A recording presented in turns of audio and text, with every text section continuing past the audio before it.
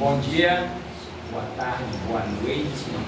Eu sou o professor Valfran, professor de História. Estou aqui para trabalhar um assunto de suma relevância, que é o populismo.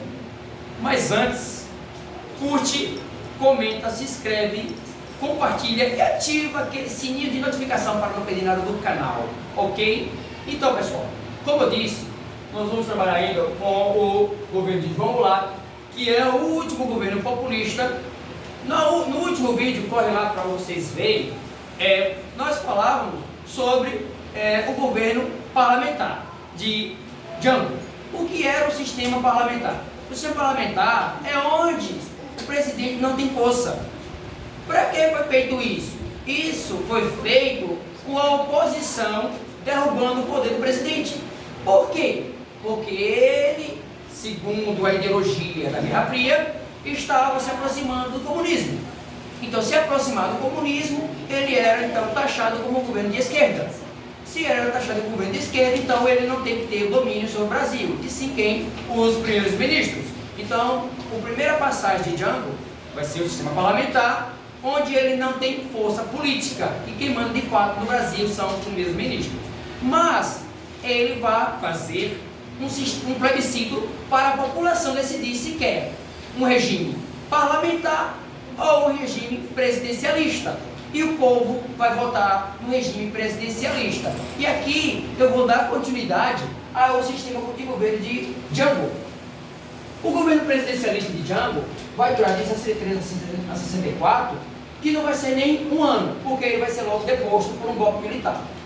E aí, gente, vai ter uma forte ideologia política no exterior, tanto no exterior como dentro do Brasil vai ser influenciado, como governo de direita e governo de esquerda. Esquerda apoiando a bandeira vermelha do comunismo, da Guerra Fria, e os direitistas apoiando o capitalismo da União Soviética, ou dos Estados Unidos, perdão.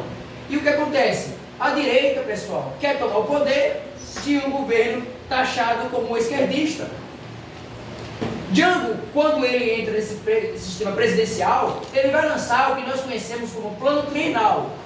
Plano trienal esse, que vai ter o quê? Corte de gastos, onde ele vai cortar os gastos e apoiar o investimento internacional. E como ele vai apoiar o investimento internacional? Se ele era taxado como um nacionalista. Já já vocês vão ver o porquê. Ele vai implantar o 13º salário, que foi graças ao governo Jango, em 1962. Também vai lançar a lei de remessa de lucros. O que seria isso, a lei de remessa de lucros? Era que empresas internacionais instaladas aqui no Brasil ficaria só com 10% do lucro. Por isso que ele apoiava o investimento internacional, para que o Brasil ganhasse com emprego e, consecutivamente, aumentasse o PIB, que é o Produto Interno Brasileiro, dentro do Brasil, ou seja, aumentar a nossa economia, cortando os gastos e diminuindo a inflação que os governos anteriores fizeram, principalmente o governo JK, pegando empréstimo, mais empréstimo ao FMI, que é o Fundo Monetário Internacional. Essa lei de remessa de lucro, pessoal, então ele dizia o quê? Que 10% ia para as empresas internacionais, no caso lá para as empresas sede, e 90% ficava no Brasil. Só que tem um problema.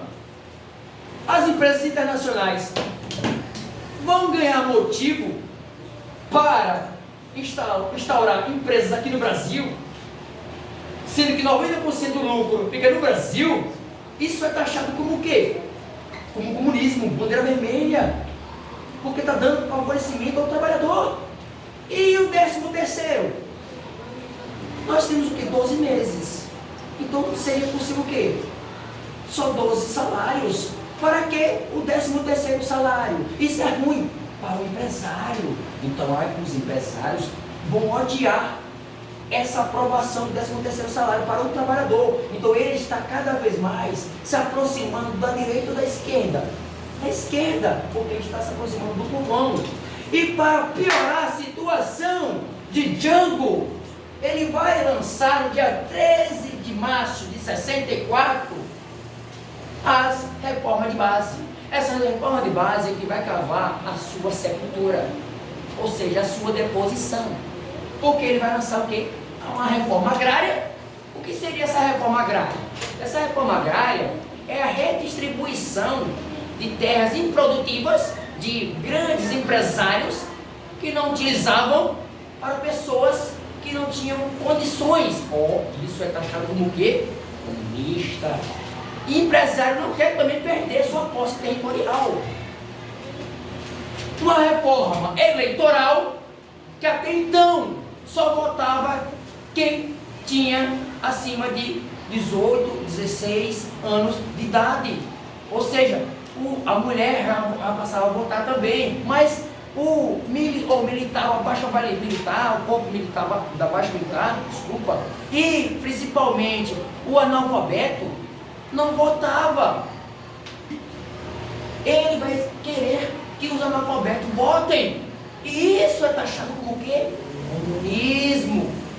Ele vai fazer também nessa reforma de base, não, anúncio que ele vai fazer, uma reforma tributária. O que seria essa reforma tributária?